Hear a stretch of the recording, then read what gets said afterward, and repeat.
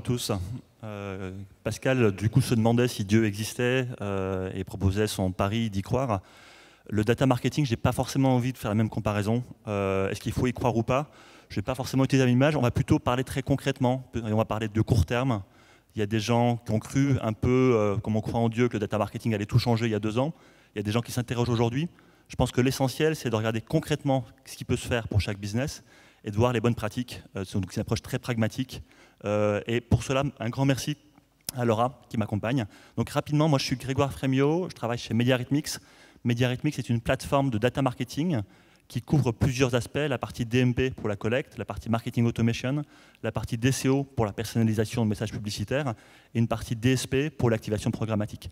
Un grand merci donc à Laura. Peut-être que je vais te laisser la parole pour te présenter et présenter Coca-Cola European Partners. Oui, très bien. Donc je m'appelle Laura Ducournau, je suis manager CRM. Donc je travaille sur l'acquisition, la fidélisation de nos shoppers et sur la mise en place de nouvelles méthodes de contact envers nos shoppers. Donc oui, par rapport à Coca-Cola, effectivement, tout le monde connaît la marque Coca-Cola. Par contre, notre organisation commerciale, vous êtes peut-être un petit peu moins familier. Il faut savoir que Coca-Cola est représenté en France par 2 entités bien distinctes. Il y a la Coca-Cola Company qui est responsable de la stratégie du développement des marques. Et effectivement, Coca-Cola European Partners France, qui est l'embouteilleur distributeur de toutes les boissons sans alcool de la Coca-Cola Company et quelques autres marques appartenant à d'autres franchiseurs. Donc en fait, CCEP en France, c'est 16 marques commercialisées dans plus de 400 000 points de vente, si on inclut le réseau alimentaire et hors domicile. Et là, j'ai envie d'être un peu provocateur. Coca-Cola, c'est quand même très physique, c'est une boisson. Qu'est-ce que vient faire le data marketing? Enfin, moi, j'ai la réponse, mais peut-être que tout le monde n'a pas dans la salle. Quels sont les enjeux de data marketing de Coca-Cola European Partners? Alors, effectivement, le data marketing, chez CCEP, en tout cas, c'était pas inné, en effet, parce qu'on appartient quand même à un écosystème qui est très intermédiaire de nos consommateurs, puisque par définition, en tant que produit de grande consommation, on est distribué chez des retailers alimentaires ou dans des chaînes du hors-domicile ou même dans plein de petits points de vente indépendants. Donc par définition, toute la donnée transactionnelle, tous les comportements d'achat de nos shoppers, toutes les préférences de marque en fait, que peuvent avoir nos différents consommateurs shoppers, ça pour nous c'était complètement opaque. En fait, historiquement, bien entendu, dans le système Coca-Cola, on détenait beaucoup de données online, mais finalement, chez CCEP, on se rendait compte qu'on avait finalement du mal à faire le lien avec le dernier mètre, l'acte d'achat. Donc pourquoi, pour répondre à ta question, pourquoi finalement on veut faire du data marketing? C'est dans un premier temps pour établir une relation directe avec nos shoppers et reprendre finalement ce contact direct, cette communication qu'on peut avoir avec nos shoppers et leur adresser des messages quand même beaucoup plus personnalisés, adaptés à leurs préférences de marque. Mais c'est évidemment aussi pour renforcer notre relation avec nos distributeurs. On a un très très gros maillage avec les différents retailers et c'était important pour nous de repenser aussi notre façon de faire du marketing, de pouvoir aussi être capable de faire du drive to store via des nouveaux moyens qui sont aujourd'hui à la disposition de tous les industriels. Et donc on le disait en introduction, l'idée c'est d'être très concret et de parler de ce qui marche. On dit souvent qu'une bonne préparation c'est la moitié d'une réussite. Comment justement vous avez préparé ce projet d'un point de vue de l'organisation, d'un point de vue des choix technologiques? Alors, déjà, d'un point de vue étape projet, c'est sûr qu'il n'y a pas de magie. Je disais aujourd'hui qu'on est très intermédiaire et que notre objectif, c'est d'aller faire du lien direct avec les shoppers. On est quand même reparti de l'existant, évidemment. On a énormément de touchpoints avec nos shoppers. On est présent... Comme je vous le disais, dans énormément de magasins, on est présent dans des festivals de musique, on a voilà, énormément d'assets, mais tout l'enjeu, c'était d'abord tout simplement d'encapsuler tous ces contenus dans un seul et même site web. Donc on a d'abord créé un site qui s'appelle instantplaisir.fr. Et puis ensuite, on s'est doté d'infrastructures technologiques pour pouvoir collecter la data, l'agréger, la segmenter et enfin l'activer.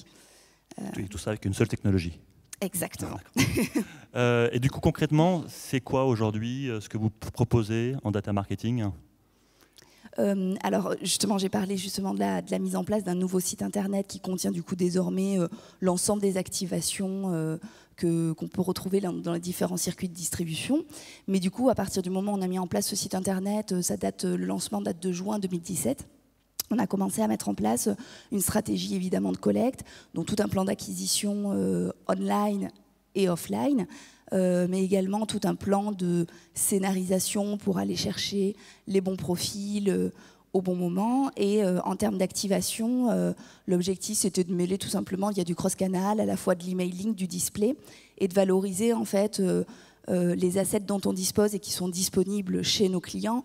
Vous avez quelques exemples sur la slide, c'est simplement de se dire par exemple si on a un gros lancement au travers d'une bouteille exclusive avec Star Wars chez un Monoprix. On en fait bénéficier notre client en lançant une campagne média ciblée, géolocalisée, et qui va toucher les bonnes personnes, en tout cas les personnes pour lesquelles on a de l'information online comme étant affinitaires envers la marque Coca-Cola. Mais tout ça, ça semble très complexe. Ça a dû prendre énormément de temps et avec plein de gens. Donc, comment vous y êtes pris concrètement en termes d'accompagnement?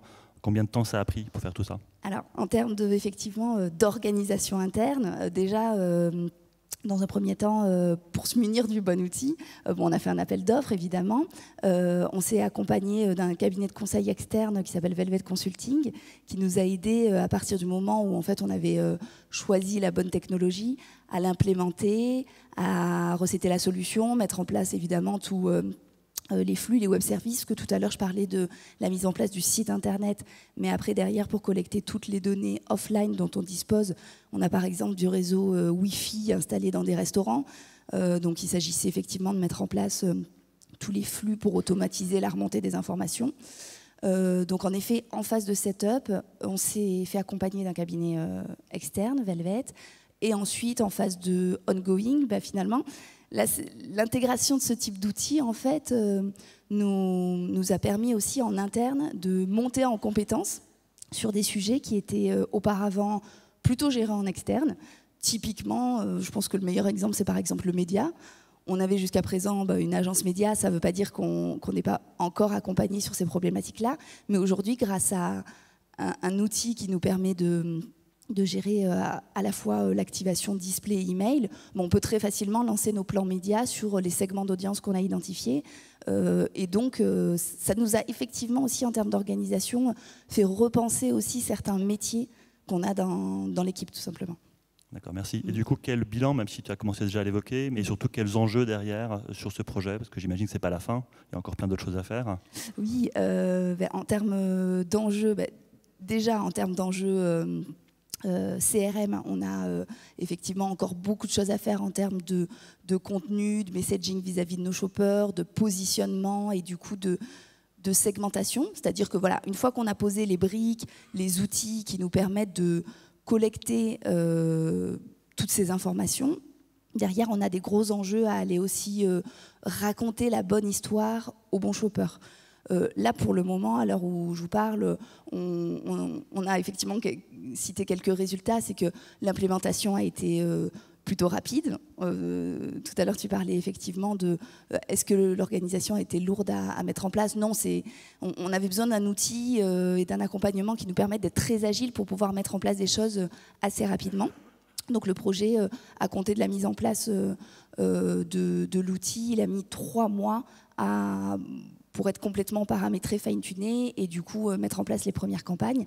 Et en effet, les premiers résultats, par exemple, qu'on peut citer, c'est déjà en fait tout un ensemble de campagnes d'activation qui ont été mises en place avec des typologies de dispositifs différents sur de la géolocalisation, des campagnes de retargeting pour les gens qui viennent sur notre site internet mais qui derrière ne finalisent pas leur parcours.